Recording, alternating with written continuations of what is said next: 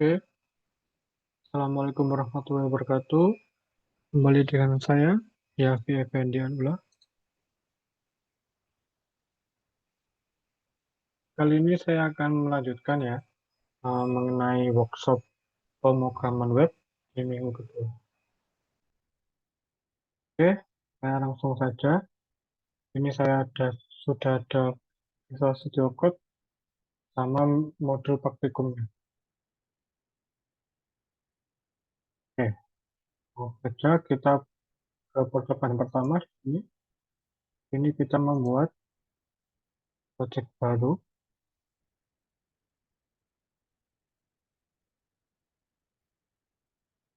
namanya View P1. Setelah buat project baru selesai, kita masuk ke dalam foldernya, lalu kita install.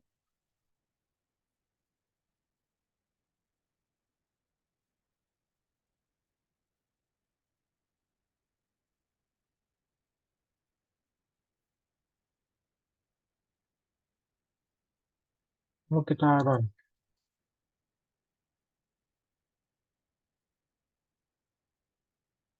Oke, sekarang sebelum masuk ke sana,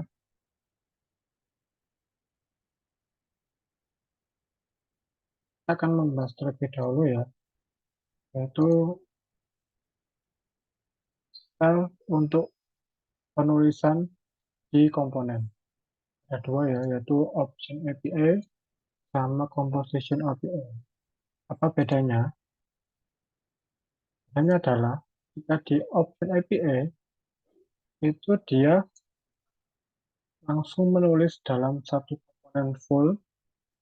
Kalau di script itu di export default ini. Kalau di scriptnya export default, isinya itu langsung semua. Jadi mulai apa data yang akan tampil, terus metode apa yang akan dieksekusi, sama apa ini adalah apa yang dilakukan ketika berhasil di render.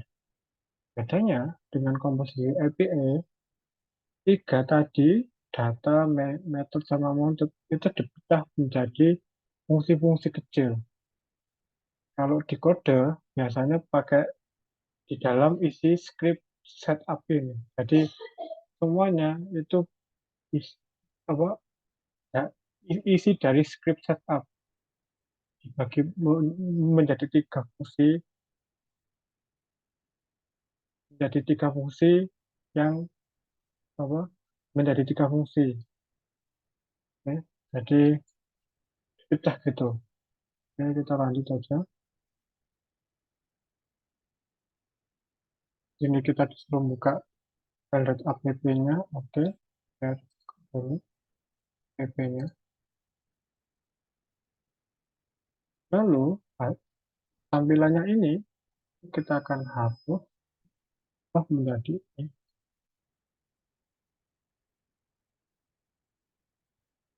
Ya, sudah. Kita format dokumen, ya rapi. Nah itu ya, ini tampilannya ini. Kita akan ketik ini, localhost. Ya, sudah tampil ini ya. Sudah tampil. Lalu, tekan kedua disuruh menggunakan komposisi IPM. Hanya style penulisan code-nya.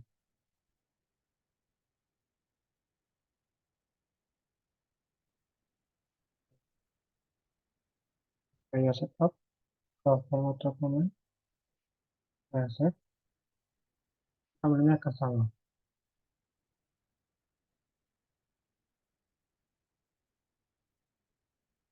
Bedanya adalah jika kita menggunakan Object API, itu biasanya dia menggunakan apa? Biasanya digunakan untuk project-project kecil. Akan tetapi misalnya apa kompleksitas dari sebuah project itu sudah semakin besar, baiknya kita memecah dari yang satu objek itu menjadi beberapa fungsi kecil. Gitu, ya. Oke, lanjut. Lalu yang kedua adalah kita membuat project baru namanya View P2. Ini kita akan membahas mengenai multiple application event. Oke, sebelumnya saya buat dulu, saya hapus dulu, saya matikan dulu ini ya. Ini saya buka terminal baru, get init right,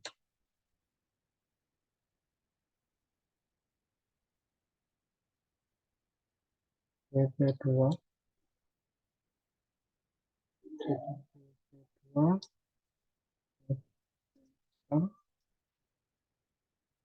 lalu panggil. Oke, ini buat teman-teman, apa sih extend itu? Extend itu kurang lebih mengatur bagaimana komponen-komponen view yang akan dirender dan dimanipulasi. Kurang lebihnya itu. Saya buka dulu kode yang pertama. Mending kita fokus ke yang kedua ini, UP2 ini. Kita lihat di app.di main.js. Di main.js ini, yaitu uh, yang di get app dan dengan hashtag app yang ada di index.html itu tuh berasal dari komponen mana, dan dia menggunakan style CSS-nya dari mana juga. Jadi paling enggak ini tuh kayak apa ya, kayak semacam kurang lebih tampilannya itu berasal dari komponen-komponen mana aja gitu, kurang lebih gitu main.js ini. Jadi di sini kita bisa membuat multiple. Oke, sekarang kita lakukan apa saja dari produk ini. Ini di app.view. Oke, view. Sekarang kita masuk aplikasinya. Kita ganti di format dokumen biar rapi. Ya, ini baru namanya app2.view. App2.view ini isinya ini. Pas saya itu save format dokumen. Oke.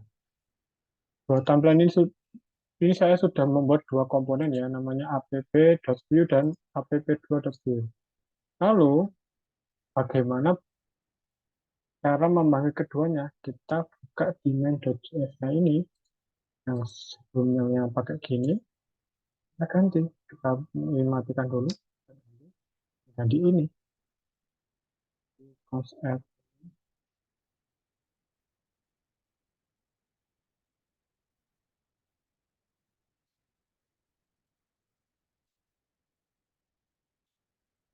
Terus saya panggil dulu yang app2-nya. Kedua, oke.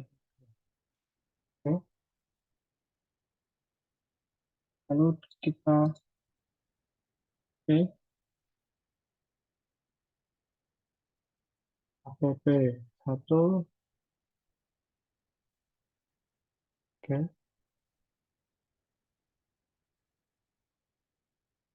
Setelah di get app atau di extend, kita mounted ke div ID yang kita tunjuk. Sama ini. Kedua, hasil. Kita lihat tampilannya dulu ya. Misal kita sini, kita masuk ke lokalnya dulu.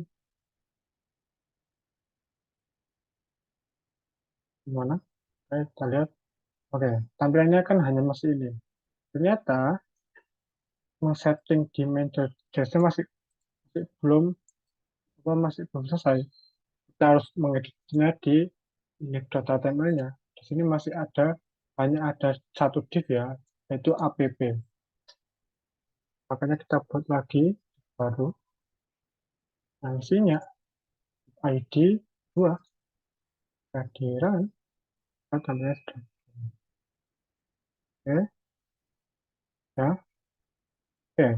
Pertemuan kedua adalah kita mengatur. Sekarang kita fokus ke indikator HTML-nya, lalu dibuatkan tabel. Oke, fokus ke ini, terus buat tabel. Oke, dengan kode 1, lalu dikasih TR, lalu dikasih TD. Isi dari TD-nya, yaitu adalah ini. Oke, kita copy aja, daripada ribet-ribet, terus kita ketik lagi.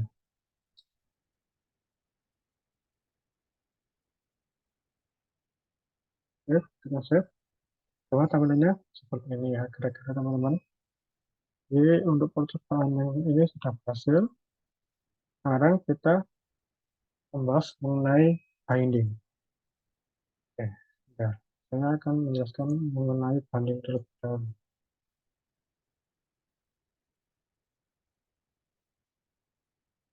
Oke, binding itu kurang lebih kita tuh menampilkan data ketampilan. Di ini ada beberapa cara ya. Yang pertama kita bisa langsung ke komponen app.view-nya. Kita masukkan ke datanya apa, message-nya apa, lalu di template-nya kita panggil variabel message-nya itu tadi. Kedua, bisa menggunakan interpolasi. Artinya interpolasi itu dengan tanda ini ya, kurung kurawal 2 kali. Artinya, bentar, saya breakdown dulu, project view P2 ini. Kita buka di app.view. Oh, masih belum ada. Oke, kita buat project baru aja. Nah, saya matikan dulu. Terus saya matikan. Kita buat project baru. Ya, view P3. Right,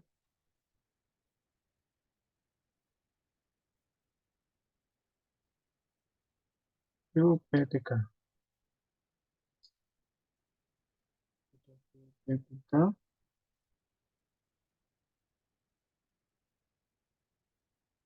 Lalu npm install.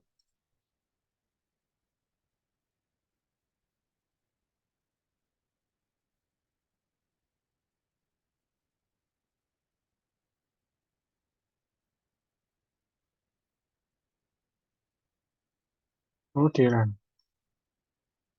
Oke, sudah. Kita lihat dulu di localhost di run-nya ini. Oke. Nah, tampilan awal kan memang kita kan ada gambar pad dan view-nya dan ada teks ini ya. Jadi kita akan membreakdown dulu. Binding itu apa sih? Nah, kita fokus ke pertama ke app.view ini. Di app.view ini, template itu kan adalah nanti kurang lebih tampilannya seperti apa kan. Ada logonya, pad, ada logonya view. Dan ada tulisan pad dan view. Di sini ternyata dia tuh menggunakan tag hello world. Ternyata hello world itu masih diimport dari komponen hello world. Jadi komponen hello world. Nah, jadi kurang lebih di komponen hello world ini adalah merupakan tampilan lanjutan dari app.view. Nah, MSG ini itu adalah sebuah fungsi di mana sebuah fungsi itu diinterpolasi. Jadi disinilah apa yang akan apa ya tampilan fat dan view ini itu berasal dari variabel MSG. Caranya kita harus meng-define dulu string, lalu di template-nya kita gunakan kurung kurawal 2 kali, nama variabelnya apa. Jadi disinilah yang disebut binding. Ya. Lalu ada juga yang menggunakan langsung atribut ketika menggunakan tag misalnya ya di sini img gitu, langsung dengan atributnya vbind. Atau biasa, nah ini binding itu juga ada 2 model ya. Yang pertama adalah yang bindingnya hanya dikirim sekali. Artinya ketika project itu di run, itu dia nilainya tidak akan berubah sebelum di refresh. Nah, sama bedanya sama vmodel, Kalau file modern nanti akan kita temukan pada di apa di percobaan selanjutnya. Nah, kita lanjutkan saja terlebih dahulu. Misalkan dahulu, oke, ini sudah jelas kan? Dia mengacu kepada ini tanda buka kurung kurawal 2 kali ini, namanya mustaje. Jadi misal teksnya itu diganti gini, misalnya ya, kita ganti di sini, begini, kita ganti menjadi tadi kan, maka tampilannya udah berubah. Oke, lanjut. Nah, sekarang kita menggunakan V1. Nah, biar agak beda, kita buka Hello World-nya. Ini kita bukan span aja, terus dengan V1. Nah, intinya adalah MSG dulu, MSG tidak akan berubah,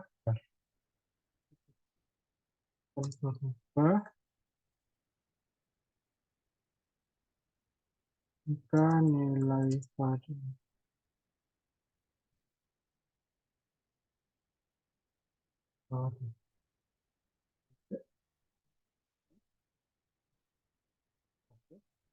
Kita lihat lagi di sini.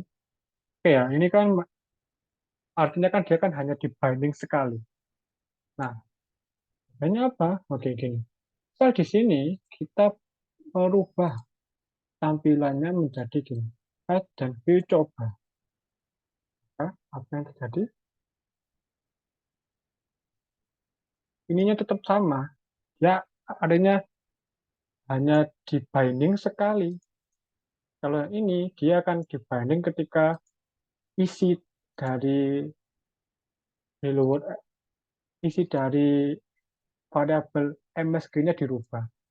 Ini akan ibaratnya akan berubah terus ketika kita merubah isinya. Kita sini coba 2 table, masih sama. Nah, bagaimana sih caranya merubah V1 ini? Kita refresh. Nah, maka tampilan dari project kita akan yang V1 akan berubah menjadi seperti yang di atas. Ini kita lanjut aja. Oke, sekarang ada lagi. Bentar, kita akan lagi.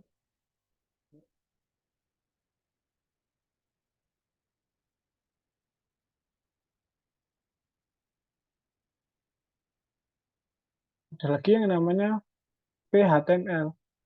Apa sih bedanya dengan binding biasanya? PHTML ini dia langsung mendirect. Nah, saya coba ya langsung saja. Ini yang ditanya adalah hello world-nya. Oke, hello world-nya. Nah, ini kita oke, terus kita format dokumen. Oke, sudah. Terus di setup-nya, oke, nah, di sini itu tambahkan style CSS-nya. Nah, misal di sini aja ya. Oke, kita kopas saja daripada announcement lama-lama. Kopas, masukkan ke sini. Oke, terus kita di format dokumen. Lalu, tampilannya akan berubah seperti ini. Kita coba lihat. Sama kan? Jadi, kalau misalnya pakai tag HTML itu seperti ngebinding langsung tanpa melalui perantara mustache atau tanpa perantara data. Jadi kurang lebih langsung. Oke.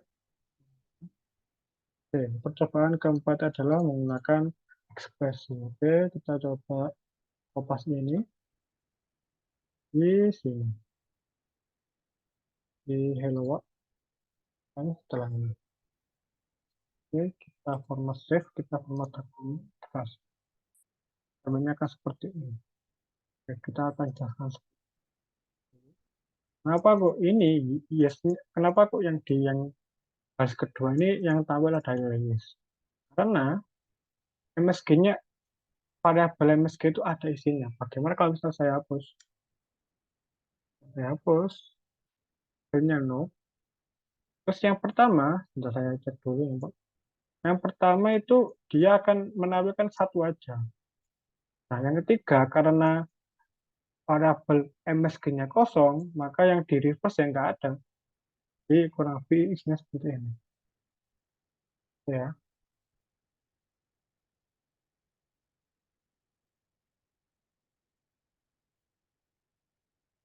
oke. Oke, kita lanjut mengenai direktif. Oke, kita buat file baru di sini namanya direktif. HTML. Yang kita copy saja.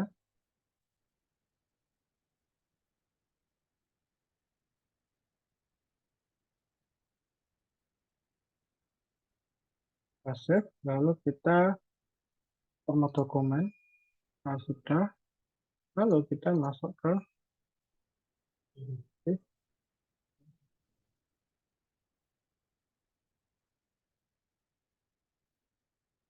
Ini kurang lebih ngebinding itu juga bisa pakai vbind. Kurang lebih gitu. Jadi vbind itu kurang lebih adalah direktif tapi apa ya? Binding tapi langsung langsung apa ya?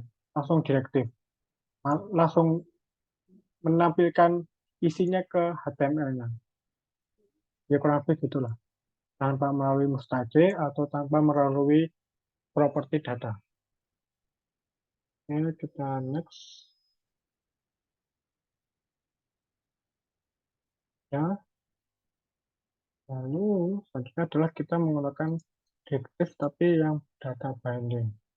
Direktif tapi menggunakan binding. Oke, kita coba kita buat namanya direktif binding datanya ini kopas dari sini.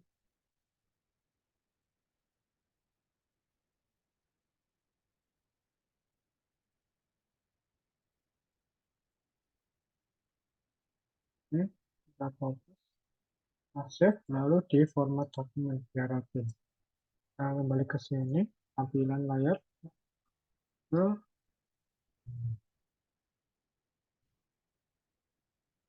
ini. Oke, kita akan jelaskan V1. Ini nggak bakal berubah. Di sini ya, saya ganti. Halo. Jadi yang V1 itu tetap isi dari nilai yang pertama kali ditampilkan ke layar itu akan tidak berubah. Nah, kenapa kok ini? Kenapa kok yang kita ketik itu dia akan semacam di apa ya, langsung tampil? Kenapa? Karena kita menggunakan vModel. Artinya vModel adalah kita itu kurang lebih, nah saya bocorin lagi.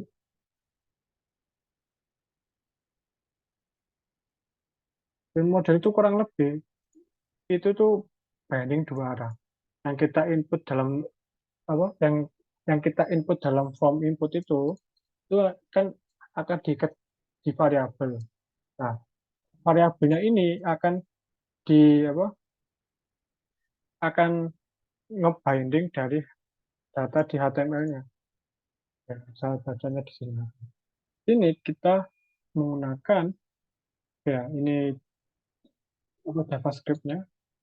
Jadi kurang lebih kalau yang ini kan data awal ya, ini kan data binding awal. Ketika data binding awal muncul, saya ulang lagi, set, maka ini angka akan muncul. Tapi karena kita pakai vModel di inputnya, maka apa yang kita ketik di input ini yang apa input yang ini atau ini, itu akan berubah juga. Misalnya di sini, belajar binding, vModel. Jadi kurang lebih yang kita, kalau misalnya pengen yang kita input itu juga merubah data awal kita pakai namanya vModel agar bisa dua arah ya. Jadi langsung berubah. Lalu saya lagi belajar. Ya teman-teman ya, paham ya sampai sini? Oke, kita next. Oke, percobaan ketiga adalah directive event. Kita membuat file baru namanya directive event. Terus kita copy saja.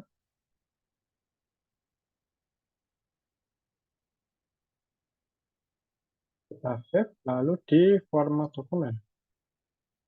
Maka ketika saya ke event, nah, kan muncul seperti ini.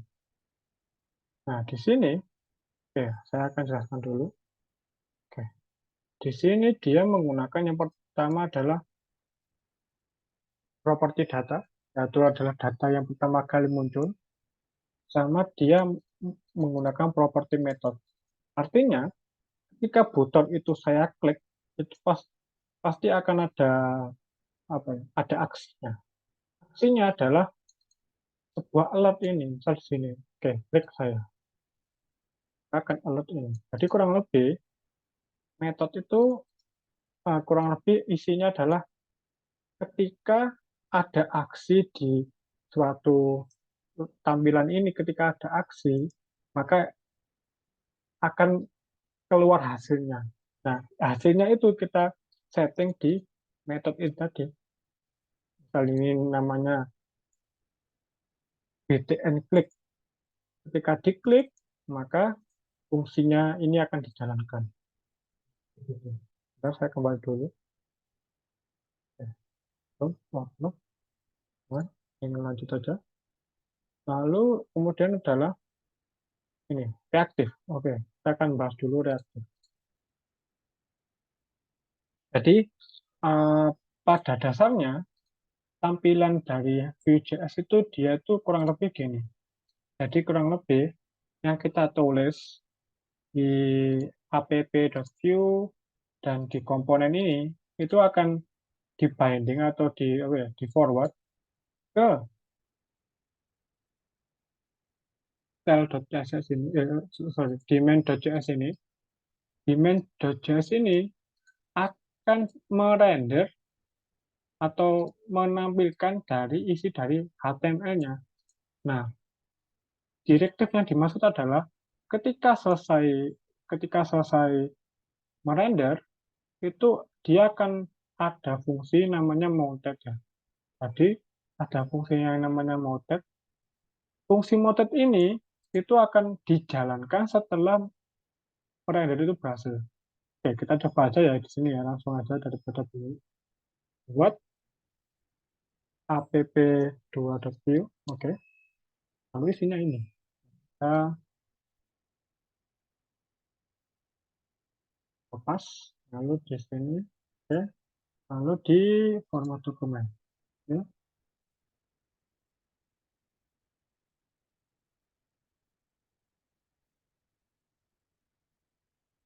Lalu dirubah di main.js-nya biar benar.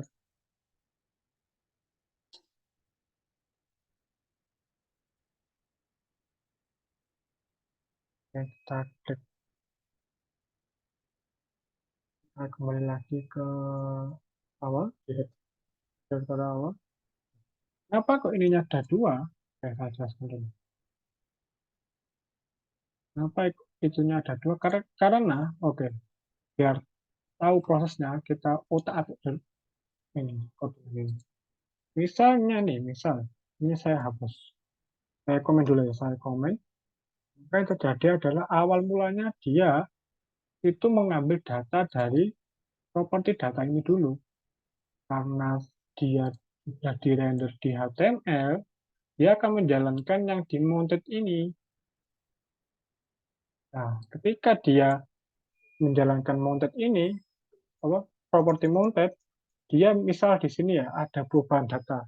Dia akan menjalankan lagi. Jadi kurang lebih itu langsung mereplace apa yang kita tulis di mode itu, entah itu data atau yang kita perintahkan, itu akan merubah. Jadi yang tadi semulanya satu, ketika apa, di properti mounted itu dia berubah nilai, maka langsung berubah nilai. Kurang lebih itu ya. Oke, kita lanjut aja.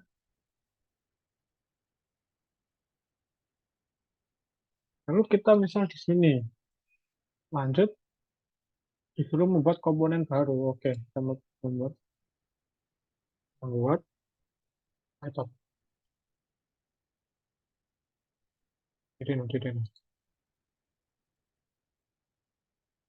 Kirimin.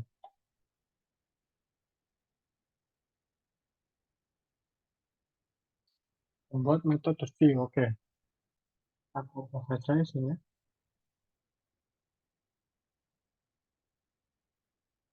Lalu di save di format dokumen. Oke.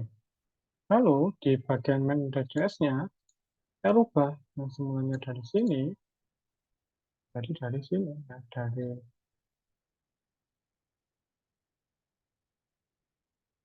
komponen plus membuat edit.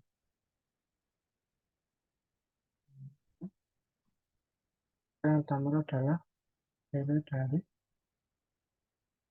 dari tipe komponen. Jadinya masuk ya, kita balik lagi. Satu. Kenapa kok satu? Oke, saya jelaskan. Mounted itu kan kurang lebih kan yang tadi saya bahas. Mulanya ketika tidak ada mounted, ya, katanya nol. Katanya nol kenapa? Karena data awal ngebinding itu nol. Tapi ketika properti mounted itu dijalankan, isinya, atau kita isi, atau mengedit, itu kita bisa mengisi di mounted ini. Misal di sini, di, di property mounted, itu kita melakukan pemanggilan fungsi increment, di mana nilainya ditambah satu, yang semulanya 0 menjadi 1. Kurang lebih gitu ya teman-teman ya. Jadi itu adalah termasuk cara direktif, reaktif, reaktif. Oke, lanjut, kita kena satu. Oke, sekarang kita akan lanjut di 1,5 ya, computed property ya. Oke, kita lanjut. Sekarang computed property. Oke, membuat computed property.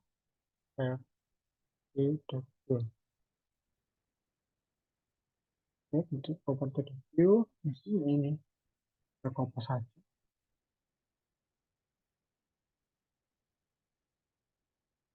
Oke, kita save dokumen, lalu di main.js-nya jangan lupa diganti semuanya ini jadi computed property. Kita maaf. Oke, ini saya jelaskan terlebih dahulu apa tuh computed property. Jadi kurang lebih computed property itu akan mengambil mengembalikan value yang akan disimpan di cache, tapi dia tuh bergantung kepada properti data yang sudah ada variabelnya. Kita baca dulu di sini. Kita baca dulu kodenya ya. Jadi oke, di computed ini, di computed ini dia akan menjalankan fungsi publish book message.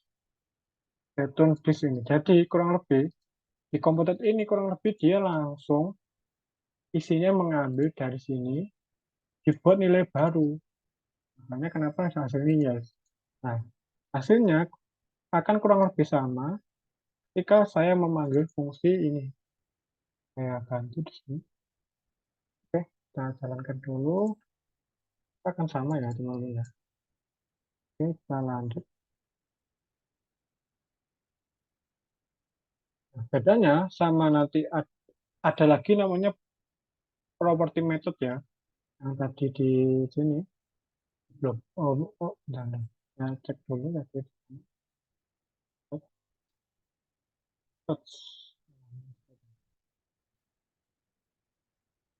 Nah, bedanya kalau properti metode itu ketika ada aksi. Tapi kalau misalnya properti komputer itu ketika itu dia itu akan menyimpan nilai baru, tapi nilai barunya itu juga dari datanya. Nah, di sini apakah uh, dia itu memiliki buku lebih dari nol, yes atau no. Hasilnya akan disimpan di komputer ini yang dengan fungsi published book message gitu, kurang lebih gitu. Ini kita lanjut aja daripada ini ada di selanjutnya ada penjelasan lagi daripada bingung. Oke, percobaan kedua, di sini kita membuat unit table komputer. Oke, kita coba unit table komputer. Unit table komputer. View isinya ini, kita kopas.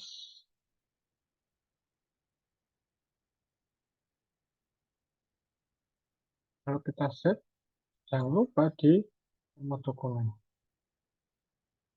Ya, terus kita jangan lupa ubah main.js-nya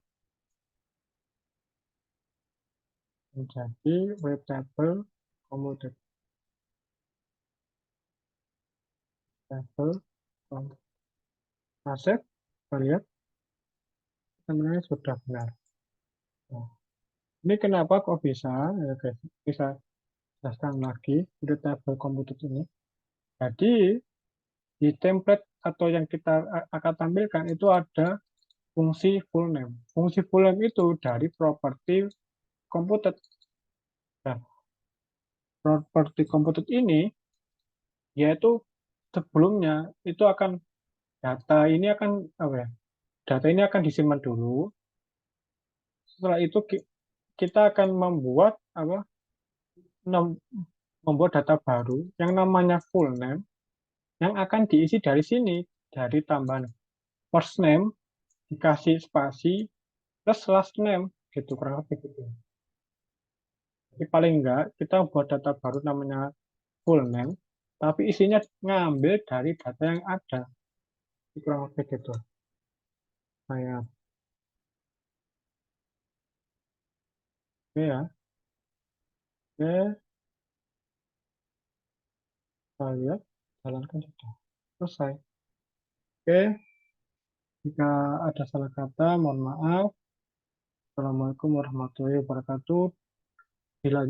Ditunggu part selanjutnya.